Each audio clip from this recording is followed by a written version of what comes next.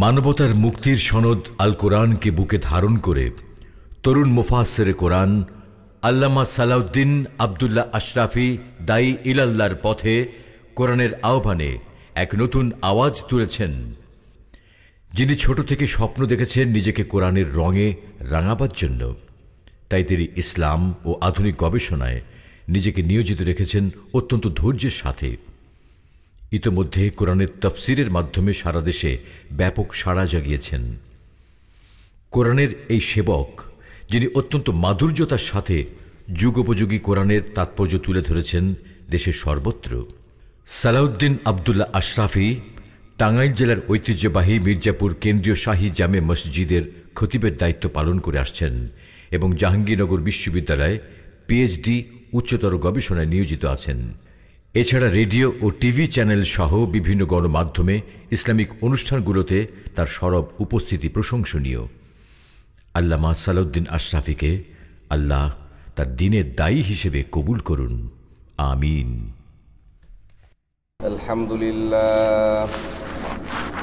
আলহামদুলিল্লাহ নাহমাদুহু ওয়া নাস্তাঈনুহু ওয়া নাস্তাগফিরুহু ونعوذ بالله من شرور أنفسنا ومن سيئات أعمالنا من يهده الله فلا مضل له ومن يضلل فلا هادي له ونشهد أن لا إله إلا الله وحده لا شريك له ونشهد أن سيدنا وسندنا وحبيبنا وطبيبنا ومولانا محمدا عبده ورسوله الذي أرسله بالحق بشيرا ونذيرا وداعيا إلى الله بإذنه وسراجا منيرا فقد قال الله تعالى في كلامه المجيد والفرقانه الحميد أعوذ بالله من الشيطان الرجيم بسم الله الرحمن الرحيم قل للمؤمنين يغضوا من أبصارهم ويحفظوا فروجهم ذلك أزكى لهم إن الله خبير بما يصنعون وقال رسول الله صلى الله عليه وسلم عن عورة فإذا خرجت استشرفها الشيطان وقال تعالى إن الله وملائكته يصلون على النبي يا أيها الذين آمنوا صلوا عليه وسلموا تسليما اللهم صل على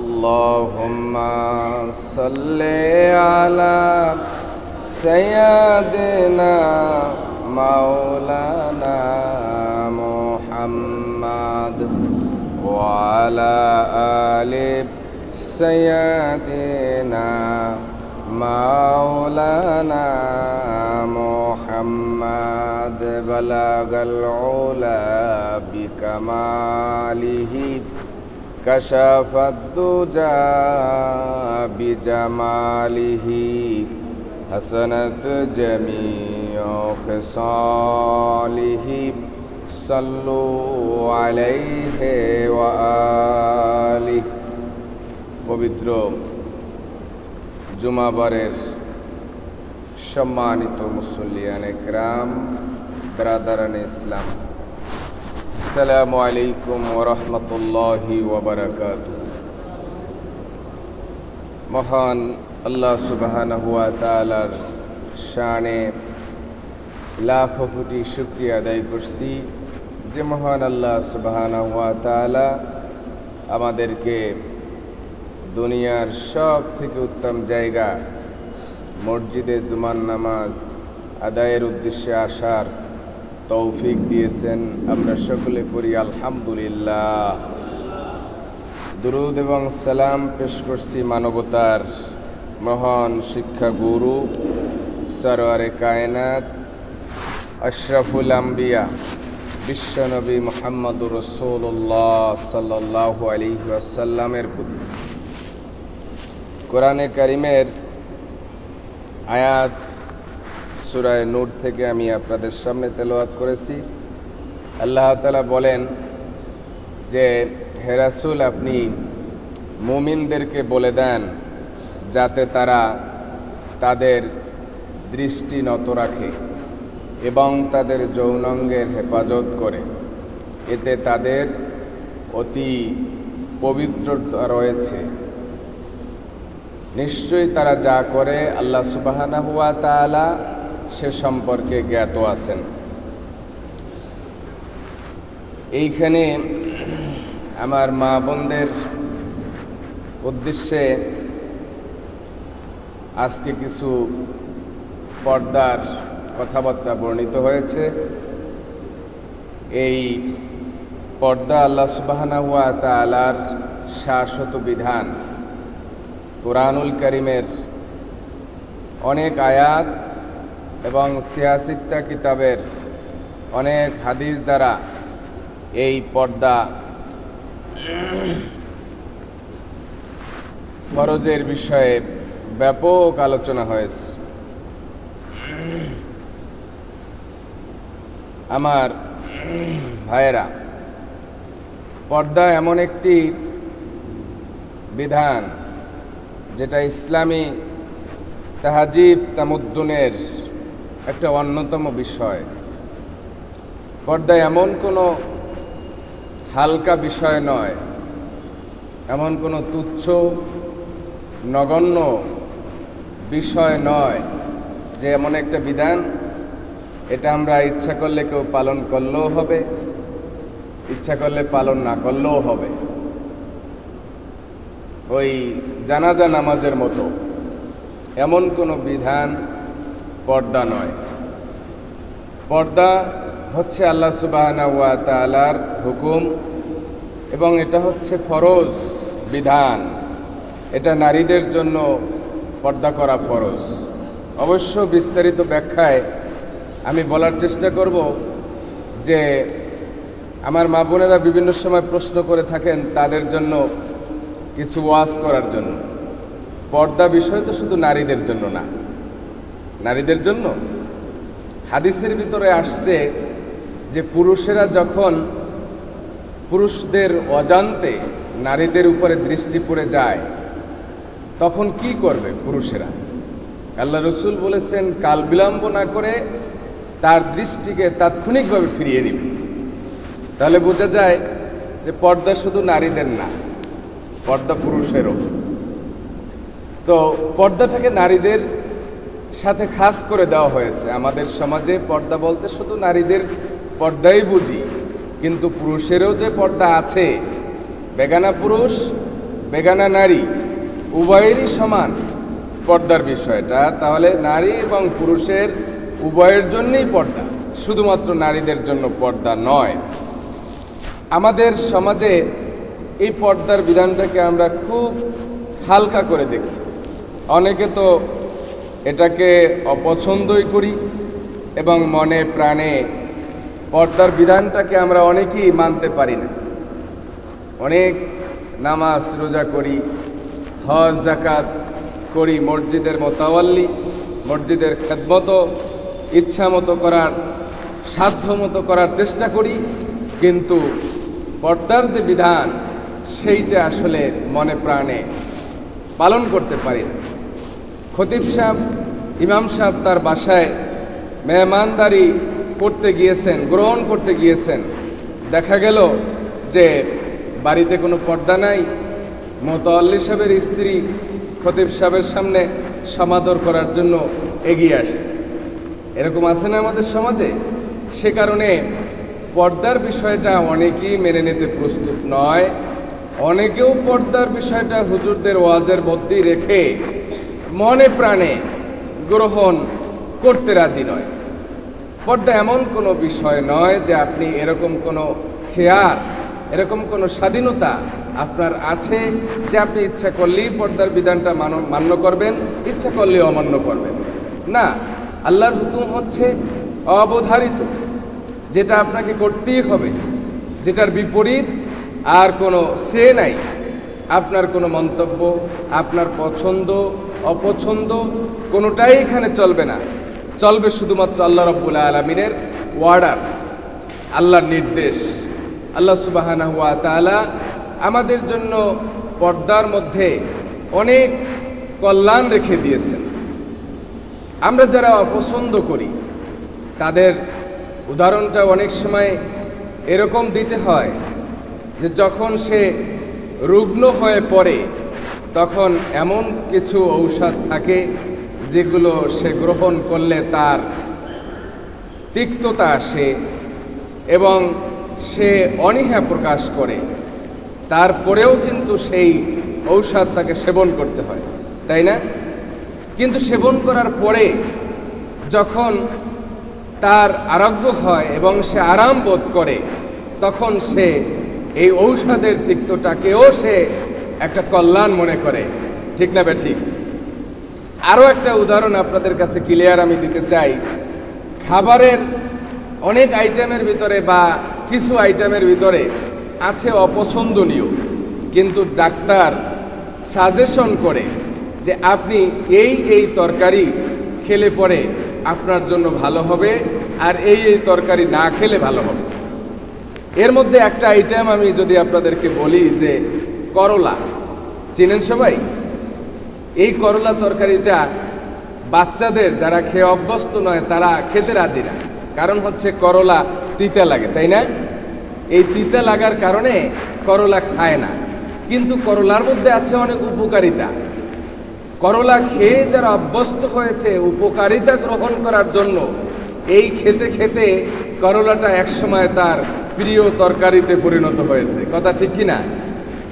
পর্দা এমন একটা বিষয় যে বিষয়টা প্রাথমিক পর্যায়ে আপনি মনে করবেন যেটা আপনার জন্য খুব কষ্ট, অস্বস্তিকর এবং হচ্ছে আপনি এর থেকে মুখ ফিরিয়ে নিচ্ছেন, কিন্তু যখন আপনি পর্দা পালন করা শুরু করবেন তখন এর উপকারিতা যখন আপনি পেতে শুরু করবেন তখন চিন্তা করবেন যে পর্দার মধ্যেই কল্যাণ, পর্দার মধ্যেই উপকারিতা এবং পর্দার মধ্যেই শেফা রয়েছে, যেরকম সুবহানাল্লাহ। সেই জন্য আমাদেরকে সাহস করে একটা কাজ করতে হবে, সেটা হচ্ছে যে পর্দা পালন করাটা শুরু করে দিতে হবে। আমার মনে হয় এই মসজিদের পর্দার বিষয়ে আমি আজকেই প্রথম কথা বলছি। বিভিন্নভাবে আমি বলেছি, তবে এককভাবে পর্দার কথা আজকেই বলতেছি। তাহলে পর্দাটা আমাকে সাহস করে পালন করতে শুরু করতে হবে।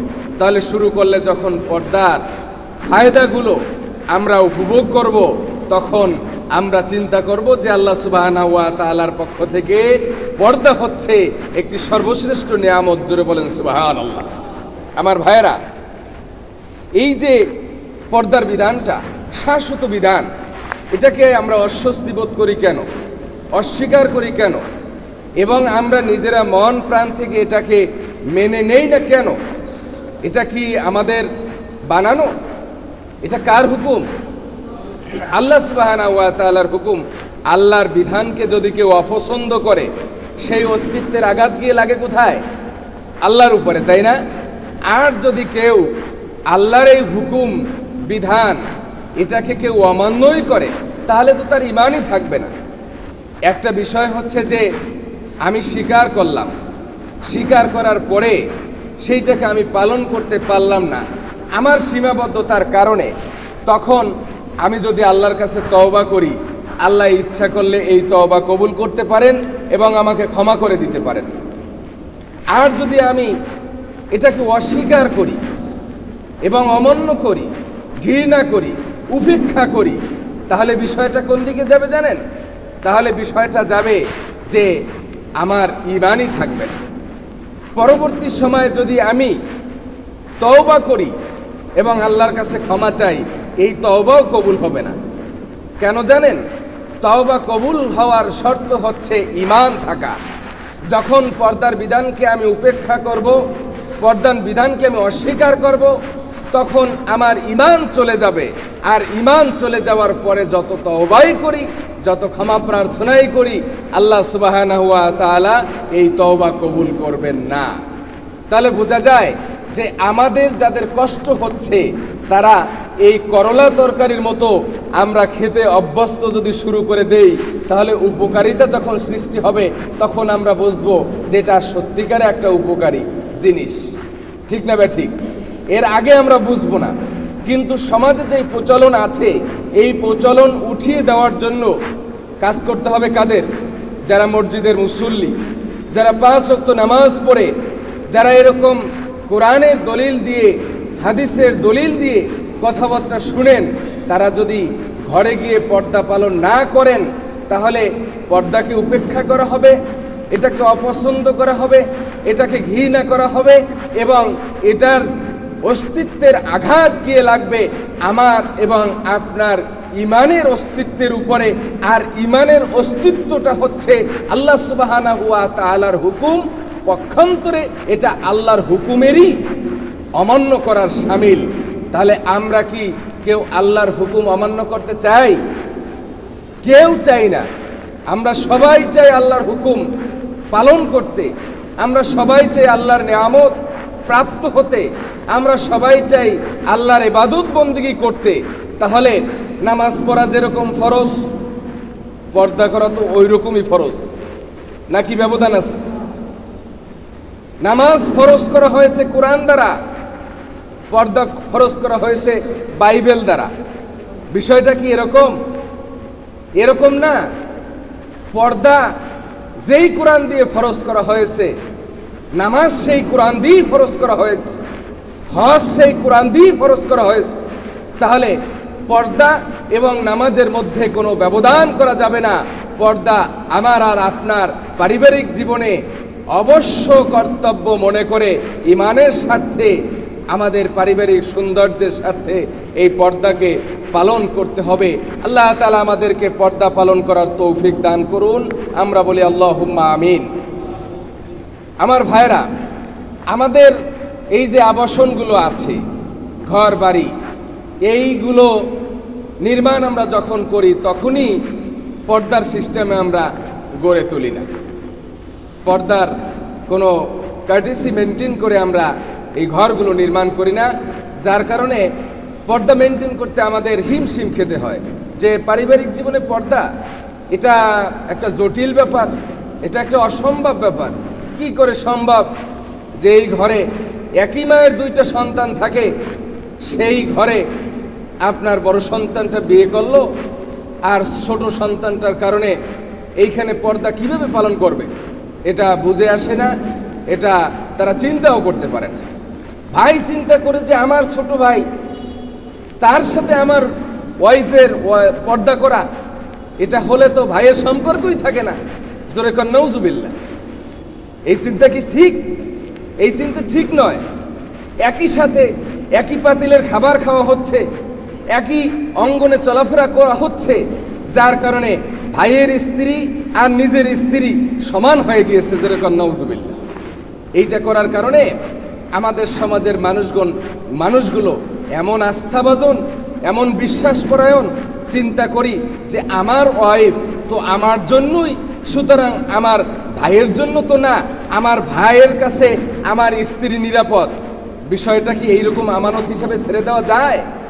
আল্লাহ বলেছেন ছেড়ে দেওয়া যায় না, রসুল বলেছেন ছেড়ে দেওয়া যায় না, ইসলাম বলেছেন ছেড়ে দেওয়া যায় না, সেইখানে আমরা এইভাবে ছেড়ে দিয়েছি। বাঘের কাছে, শিয়ালের কাছে মুরগি আমরা ছেড়ে দিয়েছি, আর মুরগি খেয়ে সর্বনাশ করে ফেলেছে, আমাদের কাছে খবর নাই, আমরা আত্মবিশ্বাস নিয়ে বসে আছি। এই জন্য পর্দার বিধানটাকে সামাজিকভাবে গৃহ নির্মাণের সময় একটা পার্টিশন করতে হবে, যে সচরাচর চলাফেরার সময়, গোসলের সময়, পাকঘর, রান্নাঘরে যাওয়ার সময় আমাদের এগুলো কীরকম সিস্টেমে হবে, পদ্ধতিতে হবে, ওইটা পর্দার মেনটেন করার একটা কার্টিসি এবং একটা আর্কিটেকচার দিয়ে বলতে হবে যে আমার ঘরটাকে আমি এইভাবে তুলতে চাই, যেইভাবে তুললে পরে পর্দা মেনটেন হয়। যেরকম সুবহানাল্লাহ। এইটা কি আমি বানিয়ে বললাম না, কেরকম ঘর আছে না নাই? আছে কি না? অনেক জায়গায় আছে। আপনি যদি আমাকে দিয়েই বলি, আমাদের ঘরে যদি আপনি মাসের পর মাস থাকেন, পুরুষের অঙ্গনে নারীদের আসার সুযোগ নাই, নারীদের অঙ্গনে পুরুষের আসার সুযোগ নেই। এভাবে করে পুরুষের অঙ্গনে পুরুষেরা, নারীদের অঙ্গনে নারীরা, কোনোভাবে ইন্টারফেয়ার করার কোনো সুযোগ নেই। এইটা যদি রক্ষা করা হতো তাহলে আল্লাহ সুবহানাহু ওয়া তাআলা খুশি হয়ে যেত। কিন্তু আজকে আমরা বিল্ডিং করছি, ঘর দরজা করছি বড় বড়, যেগুলোর মধ্যে এরকম কোনো প্ল্যান পরিকল্পনা নাই, যার কারণেই আমাদের আজকে বরকত নাই। কিসের জন্য আমাদের একটা অসম্পূর্ণতা, কিসের যেন আমাদের একটা অস্বস্তি, কিসের জন্য আমাদের একটা অশান্তি, কিসের জন্য আমাদের একটা সন্দেহ আমাদের ভিতরে কাজ করতেছে। কথা ঠিক না বেঠিক? অনেকে আবার সন্দেহও নাই, চিন্তা করে যে ফ্রি মাইন্ডের যুগ, সন্দেহ করার কি আছে, ঠিক কিনা? এরকম চিন্তা করে। যারা এরকম চিন্তা করেন তাদেরও চিন্তার কোনো কারণ নাই, যে যার যার কাজ তারাই করে। অনেক প্রাণীও আছে অনেক লাজুক, যে সমস্ত প্রাণীরাও মানুষের সামনে সেক্স করে না, যে সমস্ত প্রাণীরা মানুষদেরকে দেখলে তারা পর্দায় চলে যায়। সুবহানাল্লাহ বলবেন না? সুতরাং মানুষেরা বুদ্ধিমান, চতুর প্রাণী, তাদের ব্যক্তিগত প্রয়োজন কখন সারে সেই খবর কিন্তু আপনার কাছে নাই। আপনি পর্দা যখন লঙ্ঘন করার সুযোগ দিয়েছেন, এই সুযোগটা সে গ্রহণ করে প্ল্যান করে রেখেছে, পরিকল্পনা রেখেছে, মোবাইলে কথা বলে সে সেটিং করে নিয়েছে। কথা ঠিক না বেঠিক? এইভাবে করে আমাদের সমাজের উপরে আজকে গজব অবধারিত। আল্লাহর হুকুম সরাসরি আমরা লঙ্ঘন করার কারণে সমাজে শান্তি নাই, ব্যক্তিতে শান্তি নাই। পুরুষকে আজকে তোয়াক্কা করছে না, পুরুষকে আজকে অ্যাভয়েড করে চলতেছে ঘরের নারীরা। নাকি কথাটা রং বললাম? এই অঞ্চলে অবশ্য এরকম হওয়ার কথা না। নাকি সবখানে কিছু না কিছু আছে? সব জায়গায় কিছু কিছু আছে। পুরুষেরা আজকে অনেক সময় নারীদের পক্ষে বলি যে নারীরা নির্যাতনের শিকার, অনেক সময় কিন্তু পুরুষেরাও নির্যাতনের শিকার। আমার কথা হলো ভাই, পুরুষেরা নির্যাতনের শিকার কেন হবে? পুরুষ তো নারীদের উপরে, নারী তো পুরুষের উপরে একটা সেন্টেন্স যদি উচ্চস্বরে কথা বলে তাহলে ওই তার উপর থেকে আল্লাহর রহমত উঠে যায়।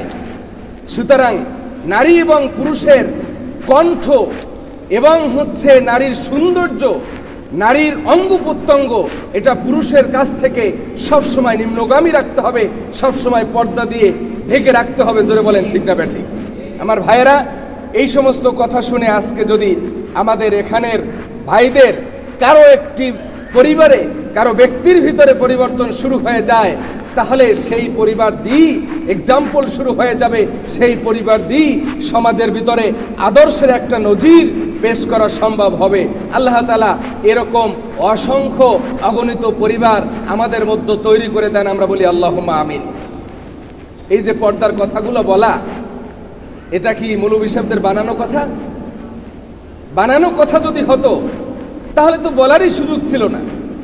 এবং কোনো আলেম ওলামারা একত্রিত হয়ে চাপিয়ে দিয়েছে যে আমরা গবেষণা করে দেখেছি, চিন্তা করে দেখেছি যে পর্দা করতে হবে।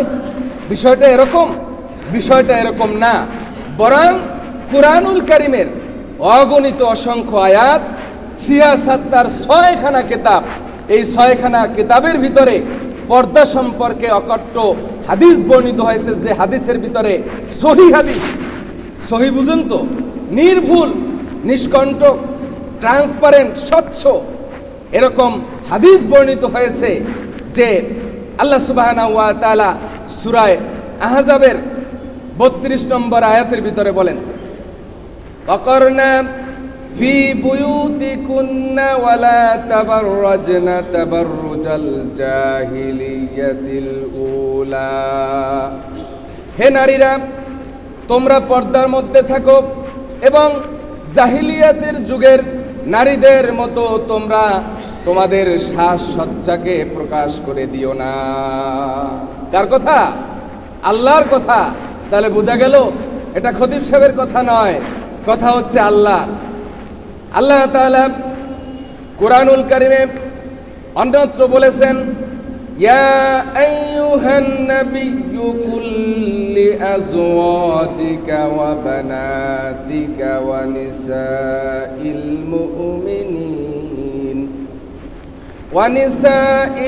মুমিনিন ইউদনিনা আলাইহিন্না মিন জালাবিবিহিন।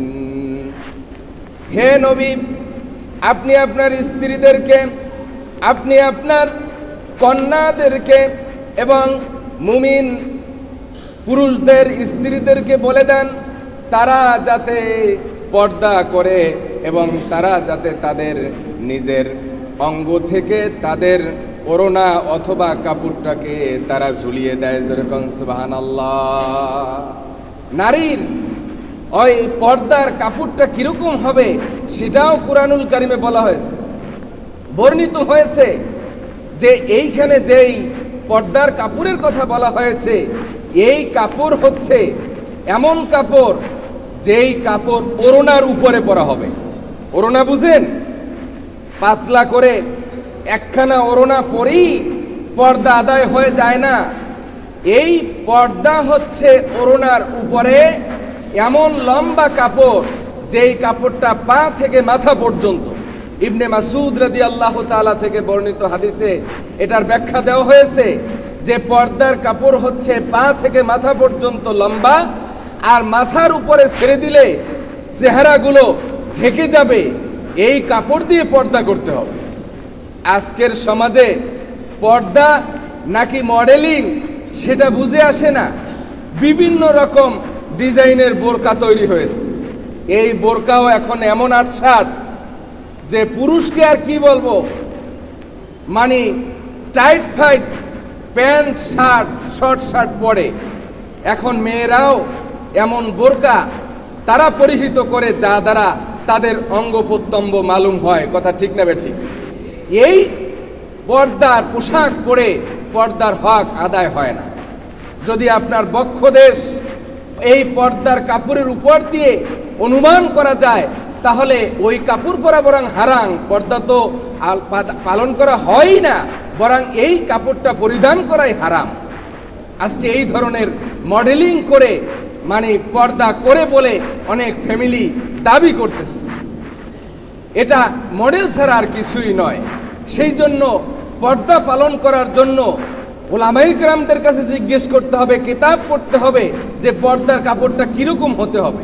হাদিসের ভিতরে তো বর্ণিত হয়েছে যে ওড়নার উপর দিয়ে এই কাপড় পরতে হবে, পর্দার কাপড়। এটা একটা ভিন্ন কাপড়। যেমন আমি এই একটা কাপড় পরেছি, এই কাপড়টা কি আমার জামার অংশ? জামার অংশ না, এটা হচ্ছে আমার উপরে একটা কাপড়, তাই না? মহিলাদেরকে এরকম একটা কাপড় পরতে হবে যেই কাপড় দ্বারা আপনার শরীরের কোনো অঙ্গ প্রত্যঙ্গ অনুমান করা, চোখে দৃষ্টি দেওয়াও সম্ভব হয় না এরকম কাপড়। তাহলে পর্দা করলেই হবে না, পর্দা আমাদেরকে বুঝে শুনে করতে হবে। এরপরে আর একটা কথা হলো, এই আয়াতের ভিতরে সূরা আহজাবের 59 নম্বর আয়াতের ভিতরে বলা হয়েছে, হে নবী, আপনার স্ত্রীদেরকে আপনার কন্যাদেরকে পর্দা করতে বলেন। তাহলে চিন্তা করেন নবীর স্ত্রীরা কত উন্নত মানের চরিত্রের লোক, নারী। চিন্তা করেছেন? কেউ কেউ হবে খাতুনে জান্নাত, সাইয়্যিদাতুন নিসা, এবং তারা হচ্ছেন মহিলাদের সর্বপ্রথম ইসলাম গ্রহণকারিণী এবং সর্বপ্রথম শাহাদাত বরণকারিণী। এই নারীরা কত উচ্চ পর্যায়ের হতে পারে, তাও আবার বিশ্ব নবীর স্ত্রী, তাদেরকেও যদি পর্দা করতে বলা হয়, তাহলে পর্দা থেকে কি এমন কোনো পীর, এমন কোনো হুজুর তার স্ত্রী পর্দা না করলেও কোনো দোষ নাই, বিষয়টা কি এরকম ছাড় দেওয়া আছে? নাই। তাহলে সকল মুমিনা নারীদেরকে পর্দা করতে হবে, এটাই হচ্ছে স্পষ্ট বক্তব্য। কিন্তু এক শ্রেণীর লোকেরা, পীরের মুরিদেরা বলে যে আমাদের তো কাশফ খুলে গিয়েছে, আমরা তো উন্নত শিখরে আছি, আমাদের পর্দার প্রয়োজন নাই। কারণ হচ্ছে মনের পর্দা আসল পর্দা। মনের পর্দা যদি আসল পর্দাই হতো, তাহলে আমার নবীর স্ত্রী দুনিয়ার সমস্ত মুসলমানের উম্মুল মুমিনিন, মুসলমানদের মা, সেই মাদের জন্য পর্দা ফরজ হয়ে গেল। তাদের থেকেও আপনারা উন্নত চরিত্রের হয়েছেন যে আপনাদের মনের পর্দা আসল পর্দা, ভিতর বাহিরের আর পর্দার দরকার নেই। এরা আবার পীর মুরিদ, মহিলা পুরুষ একত্রিত হয়ে জিকির করে, জিকির করতে করতে তাদের জিকিরের আর একটা তালিমই আছে যে মনের পর্দা আসল পর্দা, মোমের বাতি বন্ধ করো, জোরে কর নাউজুবিল্লাহ। এইরকম কথাবার্তা বলার কারণে আমি দেখছি অনেক জায়গায় ইন্টারনেটে যে নারীরা ওয়াজ করে, নারীরাও আয়েশা এমন ভাবভঙ্গি দিয়ে রসুলের কথা বলে, মা ফাতেমার কথা বলে, ইসলামের জারিগান সারিগান এমনভাবে শুরু করে মনে হয় যে একজন মুফাসসিরে কোরআন এবং আল আজহার বিশ্ববিদ্যালয় থেকে পড়াশোনা করে আসছে। এরকম আপনারা দেখছেন না? আপনারা এইরকম সার্চ দিয়ে দেখবেন, আমি সার্চ দিয়ে দেখলে আপনারা অনেক কি দেখতে পাবেন। কিন্তু আমাদের দেশের মমতাজ একজন নারী আছে না, উনিও অনেক সময় মাওলানার লেবাস পরে, মাওলানার লেবাস পইরা অনেক নীতি কথার এবং নামাজের উপদেশ দেয়, রোজার উপদেশ দেয় এবং মনের থেকে নামাজ পড়তে হবে এরকম কথাবার্তা বলে। তাহলে বোঝা যাচ্ছে যে ওনারা স্পষ্ট হারামের উপরে আছে, তাদের এই কথাবার্তা ইসলামের হরেও ইসলামের সাথে তারা মুনাফিকি করতেছে। কথা ঠিক না বেঠিক? সেই জন্য সত্যিকারের পর্দা পালন করতে হবে। যে না, নবীদের স্ত্রীরা যদি পর্দার অন্তর্ভুক্ত হয়ে থাকে, তাহলে দুনিয়ার সমস্ত নারীরাই পর্দার অন্তর্ভুক্ত। এই পর্দা থেকে কাউকে রুখসত দেওয়া হয় নাই এবং এই পর্দাকে কোনো শিথিল করে দেখার সুযোগও নাই। আল্লাহ তাআলা সূরা নূরের 30 নম্বর আয়াতে বলেছেন, কুল্লিল মুমিনিনা ইয়াগুদ্দু মিন আবসারিহিম ওয়া ইয়াহফাজু ফুরুজাহুম যালিকা আযকা লাহুম ইন্নাল্লাহা খাবীরুম বিমা ইয়াসনাউন। এইখানে বলা হয়েছে যে হে পুরুষেরা, তোমাদের দৃষ্টি নত রাখবে এবং তোমাদের যৌনাঙ্গের হেফাজত করবে। দৃষ্টি নত রাখা এবং যৌনাঙ্গ হেফাজত করা, এই দুইটার সাথে একটা গভীর সম্পর্ক। প্রথম মানুষের চলে কি বলেন? দৃষ্টি, নাকি? দৃষ্টি থেকে তো যৌনাঙ্গের আবেগ সৃষ্টি হয়। কথা ঠিক কি না? তাহলে প্রথম বলা হয়েছে দৃষ্টিকে অবনত করবে, দ্বিতীয় বলা হয়েছে যৌনাঙ্গের হেফাজত করবে। তাহলে দৃষ্টি নত রাখা এবং যৌনাঙ্গের হেফাজত করা, এই দুইটার সাথে একটা গভীর সম্পর্ক আছে। তাহলে দৃষ্টি হেফাজত করা কি ফরজ? দৃষ্টি হেফাজত যে ফরজ, এই দৃষ্টি হেফাজত না যিনি করতে পারবেন, তিনি যৌনাঙ্গের হেফাজত করতে পারবেন না। কারণ হচ্ছে প্রথমত দৃষ্টি দিয়ে পছন্দ করা হয় যে মেয়েটা কি সুন্দরী নাকি মেয়েটা কুৎসিত, মেয়েটার সাথে কি আমি প্রেম করব নাকি আমি করব না, এই সিদ্ধান্ত নেওয়া হয় দৃষ্টি দিয়ে। তাহলে দৃষ্টিকে নত করার পরে আপনার এই যে যৌনাঙ্গের হেফাজত করা সম্ভব। আর যদি দৃষ্টিকে নত না করি তাহলে ওইটা সম্ভব নয়।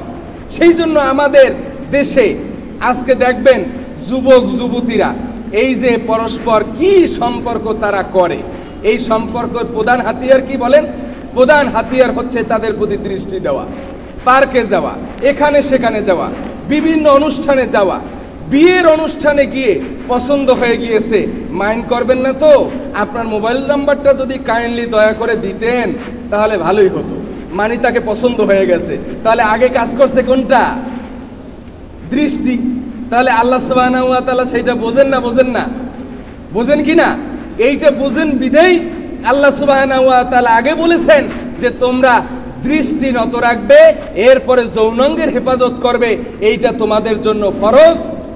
দ্বিতীয় নম্বরে আল্লাহ সুবহানাহু ওয়া তাআলা একই কোরআনুল কারীমের একই সূরার ভিতরে বলা হয়েছে, এইটা বলা হয়েছে পুরুষদেরকে হেফাজত করার জন্য, অন্য জায়গায় বলা হয়েছে নারীদেরকে হেফাজত করার জন্য। এখন নারীরা তো মাশাআল্লাহ পর্দা করে, কি বলেন, বোরকা পরে, হাত পা মোজা দিয়ে ঢাকা, আর সুন্দর করে চেহারার ভিতরে চক্ষুটা বের করে দেওয়া আছে। এই চক্ষু দ্বারা যখন সে দৃষ্টি দেয়, এটা কি নজরের মধ্যে পড়ে না? পড়ে কি না? এই নজর দেওয়াটাও হারাম। এখন আপনারা বলবেন যে হুজুরে আজকে এমন ওয়াজ করতেছে, তাহলে মনে হয় গর্তের ভিতরে বসবাস করা ছাড়া আর কোনো উপায় নাই। বিষয়টা কি এমন? বিষয়টা এমন না। আপনি স্বাদ উপভোগ করবেন, আপনি দর্শন করবেন, সিনেমা দেখবেন, নাটক দেখবেন, কাউকে আপনি সম্মানিত লোক কিনা সেইটা দেখবেন। দেখার জন্য আগে কাজ করবে আপনার দৃষ্টি। এই দৃষ্টিটা পা থেকে মাথা পর্যন্ত নারীরও যেভাবে যাবে, পুরুষেরও সেভাবে যাবে। তাহলে তো বেগানা পুরুষের প্রতি আপনার এই দৃষ্টি দেওয়াটাও হারাম। কথা ঠিক কিনা? দৃষ্টি দেওয়াটাও হারাম। তাহলে বোঝা যায় যে আপনি একটা মডেলিং করা বোরকা পরলেন আর চোখটা আপনি খোলা রাখলেন, তাতে পর্দা হবে না। এই চোখের উপরে একটা কাপড় ফেলে দিতে হবে। হাদিসের মধ্যে আছে না নাই? আব্দুল্লাহ ইবনে মাসউদ রাদিয়াল্লাহু তাআলা থেকে বর্ণিত হাদিসে আছে যে নারীদের মাথার উপর দ্বারা একটা কাপড় ফেলে দিতে হবে, সেই কাপড় দ্বারা তার চেহারা আবৃত হয়ে যাবে। সুবহানাল্লাহি ওয়া বিহামদিহি। তাহলে এমন কিছু নাই যেগুলো খুলে খুলে বর্ণনা করা হয় নাই। তাহলে আমরা আজকে বুঝতে পারলাম যে অনেক জায়গায় আপনার পর্দা করা হয় কিন্তু চক্ষুটা খোলা রাখা হয়। এই চোখটাই হচ্ছে সমস্ত অনষ্টের মূল। নষ্ট হওয়ার জন্য, ভালো লাগার জন্য, পছন্দ হওয়ার জন্য এই চোখটাকে কি করতে হবে? ঢেকে রাখতে হবে। এই জন্য নজরের হেফাজত করতে হবে। নজরের হেফাজত ছাড়া পর্দার হক পুরোপুরি আদায় হবে না। আপনার অঙ্গ প্রত্যঙ্গের আলাদা আলাদা আপনার পর্দা আছে, সেজন্য চোখেরও একটা পর্দা আছে। এই পর্দাকে হেফাজত করতে হবে। আমার ভাইরা, ওয়াজ আসলে এক একটা বিষয়ের এক এক দিন করলে শেষ হয়ে যায় না। আজকের সামাজিকভাবে আমরা ব্যাপকভাবে পর্দার যে লঙ্ঘন হচ্ছে, এখানে আমরা যদি ব্যাপক আলোচনা করি তাহলে দেখব যে পর্দা কি করে করব। আমরা পর্দা করার কোনো সুযোগ নাই। সুযোগ নাই কেন? আজকের সমাজে নারীরা যেভাবে বিচারণ করা শুরু করেছে, আপনি হাটে যাবেন, বাজারে যাবেন, মার্কেটে যাবেন, যেখানে সেখানে যাবেন, আপনি দেখবেন যে নারী আর নারী তারা আপনার কেনাকাটায় ব্যস্ত। এই নারীদেরকে ঘরের বাইরে কে করলো? আমি আর আপনি করেছি যে যাও তোমার পছন্দের জিনিস তুমি কিনে নিয়ে আসো। কথা ঠিক না বেঠি? এই স্বাধীনতা তো আমরা দিয়েছি, যার কারণে তারা একদিন দুই দিন এভাবে করতে করতে নারী পুরুষের অধিকার নিয়ে আজকে হাটে বাজারে রাস্তায় তারা ভিড় করতেছে। আজকে পুরুষেরা লজ্জায় সেখান থেকে পর্দা করে চলে আসতেছে। কথা ঠিক না বেঠি? আপনি ঢাকার নিউ মার্কেটে যাবেন, পুরুষদের কোনো পার্টি নাই। এভাবে করে আজকে অনেক জায়গার কথা আমি আপনাদেরকে বলতে পারবো যে জায়গাগুলোতে এত বেহায়াপনা ছড়াচ্ছে। এইটা শুধুমাত্র আমি ঘরকে দায়ী করলে চলবে না। আজকে ঘরকে উৎসাহিত করতেছে কারা তাও দেখতে হবে। ঘরকে উৎসাহিত করতেছে এক শ্রেণীর লোক, বলে যে নারীদেরকে আর পিছনে থাকার সুযোগ নাই। সেই জন্য রাজনীতি, অর্থনীতি, সমাজনীতি সহ সমস্ত অঙ্গনে আজকে অফিস, আদালত, কল কারখানা, ছোটোখাটো যে সমস্ত অঙ্গনগুলো আছে, সেই সমস্ত অঙ্গনগুলোতেও কী করা হয়? নারীদেরকে আপনার সমান হারে চাকরি দেওয়ার ব্যবস্থা করা হয়। করা হয় না? এই যে চাকরি দেওয়া হয় আমার ভাইরা, ব্যবসা বাণিজ্যে চাঙ্গা করার জন্য মডেলিং করা হয়। নারীদেরকে রাখা হয় রিসিপশনে। কেন রিসিপশনে রাখা হয় জানেন? রিসিপশনে রাখা হয় এই জন্য যে নারীর কণ্ঠটা হচ্ছে কোমল কণ্ঠ। প্রথমেই যদি নারীর কণ্ঠ শোনা হয় তাহলে আমার কাস্টমারটা ভিড়বে। কথা ঠিক কিনা? মোবাইল সার্ভিসে যাবেন, মোবাইলের ওখানে আপনি ডায়াল করবেন, দেখবেন যে এই মুহূর্তে সংযোগ দেওয়া সম্ভব হচ্ছে না। এই কথাটা কে বলে? নারী না পুরুষ? নারী বলে না? আপনার অনেক জায়গায় কল সেন্টারে আপনি দেখবেন যে তারা কথা বলে নারীরা। তাহলে নারীদেরকে ব্যবসার পণ্য হিসাবে ব্যবহার করতেছে, এটা আমাদের বুঝতে আর বাকি নেই। কথা ঠিক কিনা? আমার ভাইয়েরা, অনেকের কাছে পর্দার বিষয়টা অস্বস্তি লাগতে পারে, কিন্তু এই অস্বস্তি লাগাটাকে স্বস্তির কারণ বানাতে হবে। না যদি বানাতে পারি তাহলে আমার আর আপনার ইমানের অস্তিত্বে লাগবে যে সমস্ত ওয়াজ ভালো লাগে, পর্দার ওয়াজটা হুজুর ভালো লাগে না, তাহলে কি ইমান থাকবে? ইমান থাকবে না। এইটা ভালো লাগার জন্য আবার সুরেলা কণ্ঠস্বর একজন ভালো ব্যক্তির কণ্ঠ শুনে আপনার ভালো লাগবে তা নয়। কোরআন এবং হাদিস থেকে যেই কথা বলা হবে সেই কথাই আপনার পছন্দ হতে হবে। তাহলে বোঝা যাবে যে আপনি কণ্ঠ শুনতে সেখানে যান না, আপনি হুজুরের চেহারা দেখতে সেখানে যান না, আপনি আল্লাহর কথা শুনতে যান, আপনি ইসলামের বিধান সেখানে শুনতে যান। শোনা আপনার ভালো লাগুক আর নাই লাগুক সেটা আপনি ব্যক্তি জীবনে পালন করবেন, সেই সিদ্ধান্ত নিয়ে আপনি ঘরে ফিরবেন। এটাই হচ্ছে ইসলামের বুনিয়াদ, এটাই হচ্ছে ইসলামের শিক্ষা। কথা ঠিক না বেঠিক? আমার ভাইয়েরা, আজকে এইভাবে করে মডেলিং হিসাবে আমাদের নারীদেরকে ব্যবহার করা হচ্ছে। এবং আরও কিছু মারাত্মক কথা আছে। নারী স্বাধীনতা, নারী প্রগতি, নারী মুক্তি এবং নারীর অধিকার প্রতিষ্ঠা ইত্যাদি নামে যেসব দর্শন এবং আন্দোলন আমাদের সমাজে চালু হয়েছে না, এই আন্দোলনগুলো আমাদের সমাজে আছে। এই সব দর্শনের হোতারা নারীদেরকে একটি স্লোগান শিখিয়ে দেয়। সেটা হচ্ছে কি স্লোগান শুনবেন? সেটা হচ্ছে যে স্বামীর ঘরে থাকবো না, স্বামীর কথা মানবো না, আমার দেহ আমি দেব, যাকে খুশি তাকে দেব। জোরে কন নাউজুবিল্লাহ। এই স্লোগান নারী প্রগতি এবং নারী উন্নতির যেই সংগঠন, সেই সংগঠনের স্লোগান। এইটা যদি বানানো কথা হয় তাহলে আপনারা সংগ্রহ করে দেখবেন যে হুজুরে যে কথাটা বলছেন এই কথাটা ঠিক না বেঠিক, জাস্টিফাই করে দেখবেন। তারা আজকে স্বামীর কথা থেকে নারীকে আলাদা করা রাখার জন্য তারা স্লোগান তুলছে এবং তার দেহ শুধু একটা স্বামী ভোগ করবে এখানেই সীমাবদ্ধ নয়, তার যাকে খুশি তাকে দিবে। এই কথাটা যখন শুনে তখন এটা ইসলামী কথা হওয়ার কারণে সেই সংগঠন, সেই স্লোগান, সেই ব্যক্তিকে আমাদের ঘৃণা করা উচিত না মহব্বত করা উচিত? সবাই বলেন, মহব্বত করা উচিত না ঘৃণা করা উচিত? ঘৃণা করা উচিত। আজকে জেনে রাখেন, এই সংগঠনও আমাদের দেশে কাজ করতেছে। এই সংগঠনও আজকে নারী স্বাধীনতার নামে তাদেরকে রাস্তাঘাটে নামাচ্ছে, তাদেরকে আজকে চাকরি দিচ্ছে, তাদেরকে আজকে রাস্তার কাজের কন্ট্রাক্টর বানাচ্ছে, তাদেরকে আজকে অফিস আদালতে বড় বড় জায়গায় বসানো হচ্ছে। কথাটা কি ঠিক না বেঠিক? নাকি আপনারা দেখেন না? খতিব সাহেব একাই দেখে? বিষয়টা কি এমন? এমন নয়। এখন একটা কথা শুনেন, কথাটা হচ্ছে আল্লাহ রাব্বুল আলামিন নারী এবং পুরুষ এইটা সৃষ্টি করেছেন। নারীর অঙ্গ প্রত্যঙ্গ এটা বহিরঙ্গমের সাথে অসামঞ্জস্য, ঠিক কিনা? অসামঞ্জস্য। তাদের শরীরে, আমাদের শরীরে যে প্রোটেকশন পাওয়ার আছে তাদের শরীরে সেটা নাই। এবং তাদেরকে অনেক সময় হাদিস এবং কোরআনে অনেক ক্ষেত্রে তুলনা করে তাদেরকে সুহিতা বলা হয়েছে। তারা কোমলমতি, তারা ঘরের ভিতরে থাকবে, তারা বিশেষ একটা অঙ্গনে বিচরণ করবে। এটা হচ্ছে ইসলামের হুকুম। আজকে সেই নারীদেরকে যদি সমানে রাস্তাঘাটে নামাইয়া আনা হয় তাহলে পুরুষদেরকে তো ঘরে ওঠা ছাড়া কোনো উপায় থাকবে না। কথা ঠিক না বেঠিক? আর যখন এরকম ঘরে ওঠা শুরু করবে পুরুষেরা আর নারীরা যাবে, তখন এটা কি সুখকর নাকি দুঃখজনক? এইটা কিন্তু দুঃখজনক। এবং আরও একটা কথা আপনাদেরকে স্পষ্ট জানিয়ে দিতে চাই, আমাদের 60 বছর 65 বছরের জিন্দিগিতে নারীদের এত উন্নতি করে ছাড়লাম যে নারীদেরকে আমি বড় বড় জায়গায় বসালাম, ব্যাংকে বসালাম, অফিসে বসালাম, আদালতে বসালাম। এই 60-70 বছর বয়স পরে আমাদের পরিণতি কি হবে, এই বেপরদার জন্য কি হবে তা কি একটু চিন্তা করে দেখেছি? নারীকে যখন আপনি ঘরের বাহির করে দিলেন, যখন সে একজনের অধীনস্থ হয়ে চাকরি করলো, তখন তার উপরস্থ একজনের দাবি, একজনের কথা সে অমান্য করতে পারে না। সে খোঁজখবর কি আপনি নিয়েছেন? চাকরি রক্ষার স্বার্থে, তার প্রমোশনের স্বার্থে। এই কথাটা অসুন্দর শোনা গেলেও এটা অবাস্তব নয়, এটা অনেক সময় বাস্তবে পরিণত হয়েছে।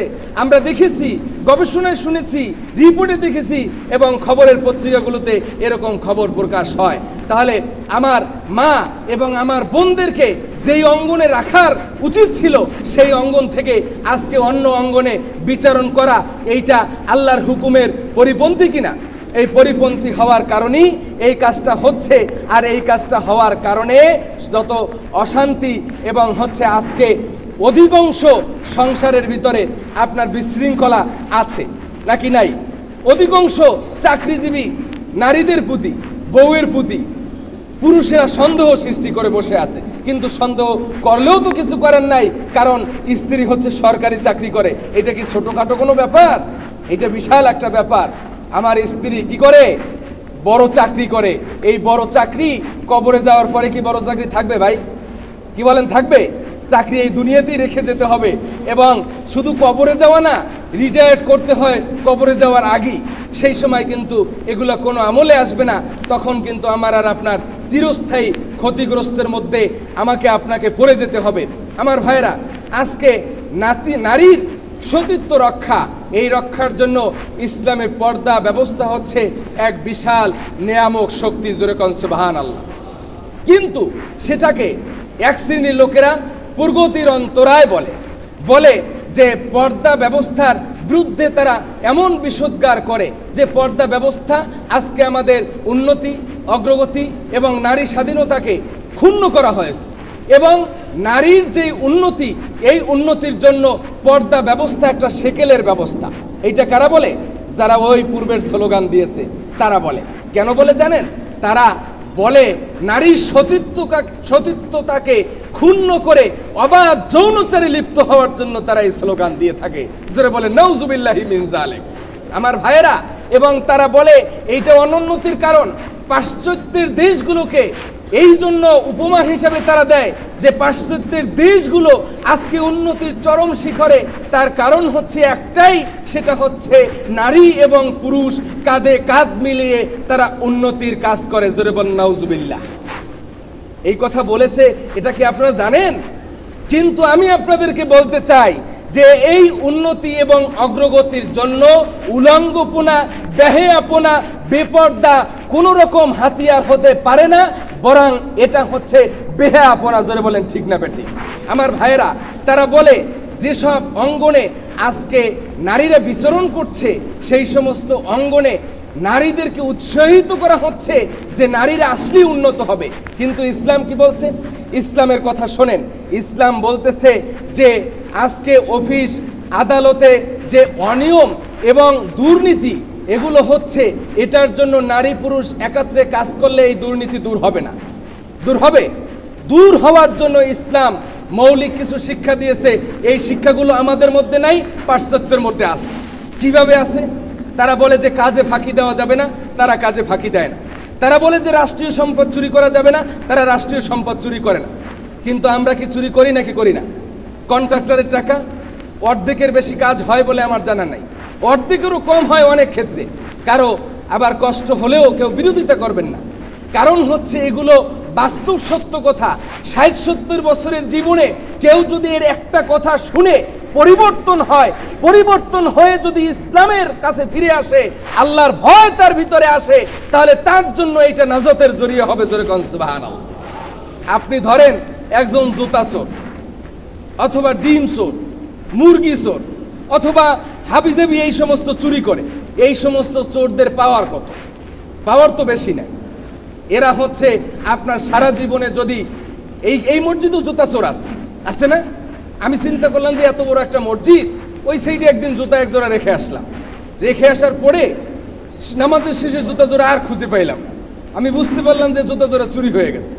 এইরকম একজন চোর কত কৌশলে চুরি করে, ঠিক না? চুরি করতে হলে কৌশল লাগে না? অনেকের চোখকে সে খুব নজরে রাখে যে চোখের আড়াল হতেই হবে, না হলে তো ধরা পড়ে গেলে আর ছাড়া নাই। এই চোরেরা কৌশল করে বড় জোর সারা জীবনে ৪ লক্ষ টাকা ৫ লক্ষ টাকা ইনকাম করে। কিন্তু আপনি কি জানেন, এই যে পাশ্চাত্যের উদাহরণ যারা দিচ্ছে উন্নতির, তাদের ভিতরে চুরির কোনো দৃষ্টান্ত নাই। কিন্তু এই যে জুতা চোর আর আপনার অন্য চুরি যারা করে, তাদেরকে ধরার পরে যে মাইর দেওয়া হয়, তার কারণে তার বাবার নাম ভুলে যায়। কিন্তু একটা মুহূর্তের, একটা সেকেন্ডে কন্ট্রাক্টারি এবং হচ্ছে টেন্ডারবাজিতে কলমের খোসা দিয়ে আপনার ৫০ কোটি টাকার জায়গায় ৫ কোটি টাকা যদি আপনার এইখানে হেরফের করা হয়, উনি চিন্তা করবে যে ৫০ কোটি টাকার জায়গায় ৫ কোটি টাকা, এইটা একটা ব্যাপার হলো কি? এইটা কি চুরি হলো নাকি হলো না? কি বলেন, চুরি হলো নাকি হলো না? তাহলে এখন বলেন তো, জুতা চোরের অপরাধ বেশি না এই যে টেন্ডার চুরি করলো তার বেশি? হ্যাঁ, এই টেন্ডার যিনি চুরি করলেন তার কিন্তু অপরাধ বেশি। তাকে কিন্তু আপনি কিছু বলতেই পারবেন না। জুতা চোরকে ধরে তো আপনি মার দিতে পারেন, কিন্তু এই বড় বড় চোরদের কিছুই বলতে পারবেন না। কিন্তু আমাদের দেশের বুদ্ধিজীবীরা আজকে ভুল বুঝতেছে যে পশ্চিমাদের উন্নতি অগ্রগতির পিছনে নারী পুরুষ উলঙ্গ হয়ে কাজ করে, আর আমরা পর্দার অপবাদ দিয়ে সেকেলে বসবাস করতেছি। কথাটা আদাও ঠিক নয় আমার ভাইরা। সেই জন্য আজকে ইসলামের যে শাশ্বত বিধান, এই শাশ্বত বিধান হচ্ছে পর্দার বিধান। এই পর্দার বিধান আমাদেরকে মানতে হবে, তাহলে আমাদের পারিবারিক জীবনে, আমাদের সামাজিক জীবনে, আমাদের রাষ্ট্রীয় জীবনে, আমাদের অর্থনৈতিক জীবনে শান্তি বর্ষিত হবে। আমরা সবাই শান্তি এবং সুখে বসবাস করতে পারবো। আল্লাহ সুবহানাহু ওয়া তাআলা আমাদের সকলকে আল্লাহ সুবহানাহু ওয়া তাআলার এই হুকুম বিধান পর্দাকে মেনে চলার তৌফিক দান করুন। আমরা বলি আল্লাহুম্মা আমিন।